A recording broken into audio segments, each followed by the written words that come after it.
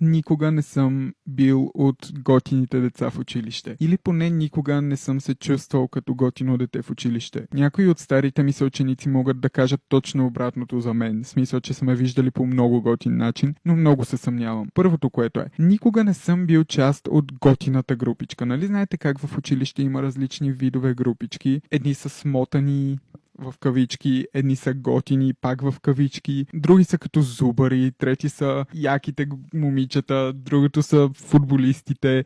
Аз никога не съм съвпадал към групата на най-готините деца или тинейджери или съученици, просто хора в класа.